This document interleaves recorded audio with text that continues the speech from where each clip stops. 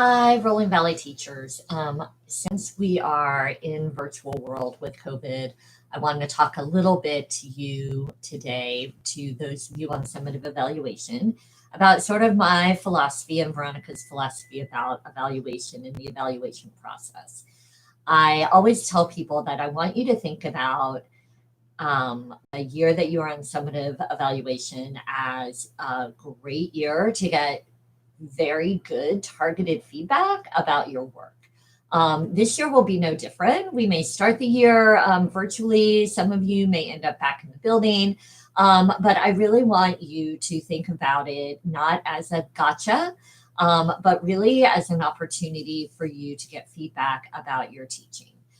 What Veronica and I will do in this process is when we come in and observe, whether that be in a brick and mortar classroom or in your link, we will be looking for the standards that are put forth by FCPS.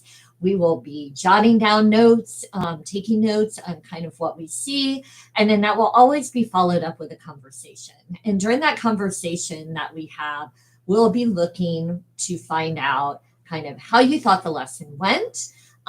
What did you do before and after the lesson? Some of those before PLC questions. How do you know if students during that lesson were understanding the content? What are you going to do with students that didn't seem to understand the content? Obviously, how are you going to assess? And then we also like to talk about what planning went into the lesson. What standards are you using? How do you collaborate with your team? We are required by FCPS to have 4 data sources. And this is how we tease those out at Rolling Valley. We will have a self-assessment conference where you will go on to My PDE and complete the self-assessment form.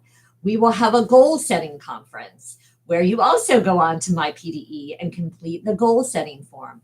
We will do one summary memo of those 2 events. So that's one data source. In FCPS, 3 short kind of mini observations, informal observations, take the place of one data source. So throughout the year, we will have 3 short, probably 10 to 15 minute observations of your teaching. We will also have one longer observation, probably an entire block that may include a transition into virtual and out to a transition or into the building, out of the building, into specials, out of specials. So that will be another one. And then the final one is at your mid-year conference, when we talk about how you're doing with your goal, we will document that. So those are the 4 pieces of data. We also ask that you go into My PDE and do your documentation log. The documentation log really helps us identify things that are happening that are not observable, especially those areas that may be highly effective. So that's another piece of data that we use, are those artifacts that you put into your documentation log. Our HyperDoc has a lot of other bits of information, including matrices and things that you can look at to learn more about the evaluation process. But I do want you to think of it as not a stressful experience, but an experience that can really help you learn and grow as a teacher at Rolling Valley.